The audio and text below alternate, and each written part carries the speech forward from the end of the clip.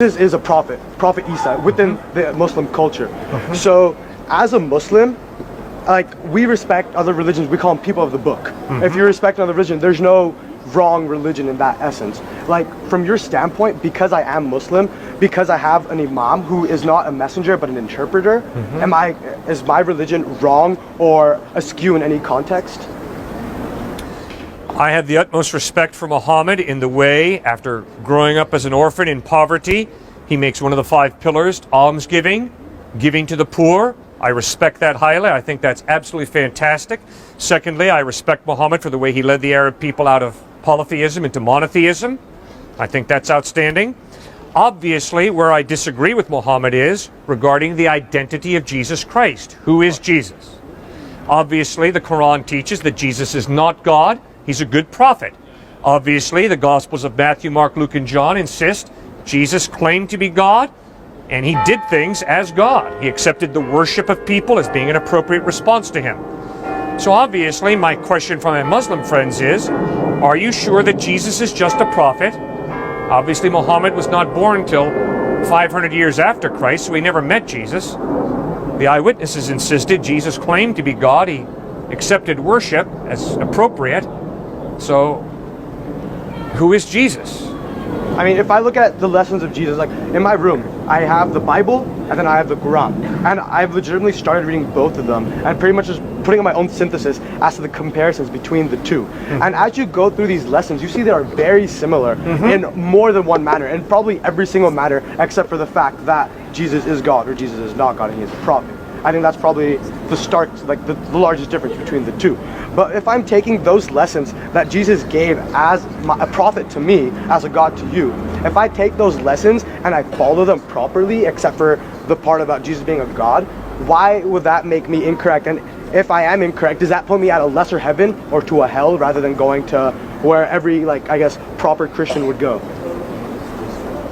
Oh, well, proper Christians deserve to go to hell. The only reason a Christian goes to heaven is because they realize I deserve hell, but Christ bled and died on a cross for my sin, and I've accepted his sacrifice for me.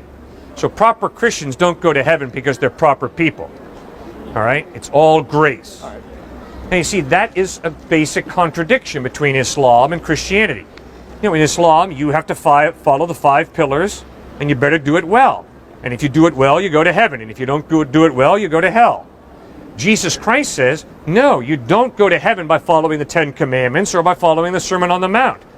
You go to heaven because you realize, I am in desperate need of God's forgiveness, his mercy, his grace.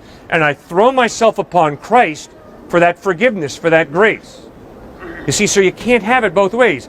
Either heaven is something that we earn and we deserve because we've kept the rules, or heaven is a gift that God gives us by grace. And so, as a Muslim, and so I'm a Shia, Ismaili, Imani, Muslim. I'm about 1% of the whole Muslim population. I'm a really small sect. And the very first line of the Quran, or anything that any of our prayers, is Bismillahir Rahmanir Rahim. In the name of Allah, the most beneficent, the most merciful. And essentially the way that we've been taught that from our Imam, the interpreter, Aga Khan IV, the way it works out is man will sin, right? Like it's gonna happen no matter what. And the way that we've been taught, it is our goal to continuously approach and try to better ourselves, and we do need God for that forgiveness. And to me, it seems like what you preach is the same thing that I've been preached to my whole life. Okay, except that the question is, how does God forgive? Remember, God is unchanging, right? Correct. So you and I both agree, God is unchanging. Well then, if God is unchanging, how does he forgive me for my evil, for my wrongdoing? That's where the cross of Christ is so crucial. Because Christ claims that the evil that I have done has to be punished, because God is just. And forgiveness cannot contradict justice. God's not schizophrenic. At the cross, Christ lays down his life to absorb the just penalty for our wrongdoing, thereby offering us the option of forgiveness if we choose it. See, so obviously in the Quran, the idea of Christ going to the cross is unacceptable because God would never allow a good prophet to die such a horrible death, right? But in the Gospels, what we have is, they're not biographies. They focus on this cruel, crass death of Christ on a cross. Why do they focus on that? Because Jesus insisted that it's his death on the cross that's the linchpin. It's the key to reconciliation with God. It's the way God forgives us, by absorbing the penalty for our sin, thereby offering us forgiveness. So his justice is honored, and he offers mercy, forgiveness. So I guess it's kind of like in closing, right? My fear, the reason I ask this question is because my fear is, as a Muslim, if I don't do the proper things, and if I'm not the right religion, say I'm not like, say being Christianity is the right religion, and like taking Jesus in, if that is the right thing, but I don't believe it, am I going to hell? And if I don't want to go to hell, should I convert? And if I convert and I do it out of fear, am I still going to heaven because I do it for the wrong reasons? Rather than for forgiveness, I do it for fear? Okay, good question. All right, we have to be brutally honest with each other.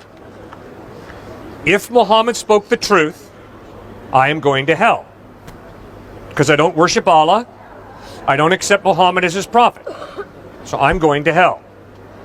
If Jesus Christ spoke the truth, and I reject Christ, his death on the cross, his deity, then I'm going to hell. So in this case, you're going to hell and I'm going to hell from each other's standpoints, correct?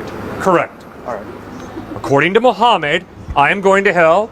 According to Jesus Christ, anybody who rejects him is going to spend eternity separate from him. That'll be hell. So, because we're thinking human beings, we had better ask ourselves, what is the truth? And we better follow the evidence. And if the evidence is that Muhammad speaks the truth, we better follow Muhammad. If the evidence is Jesus Christ spoke the truth, we better follow Jesus Christ. Or if the evidence is Siddhartha Gautama Buddha or the avatars of Hinduism spoke the truth, we better follow the evidence. Or if the evidence is that there is no God, we better be atheist. So then how do we tell, like, between Christianity and Islam specifically, all we have to compare are these two books, correct? We have these two books, we have scriptures that follow both of them. Good. We have a history that comes with both of them. Good. How do we know which one's evidence is more factual? How do we know which one's is more true? How do I know which one to follow and not end up in the wrong place? Because that is my fear. Good. Excellent question. First point, we better study both books to find out, are they accurate or not? Which is what I've begun doing. Good. And I think the evidence is clear. The Quran is reliable. The Quran has been carefully preserved over the past 1,500 years.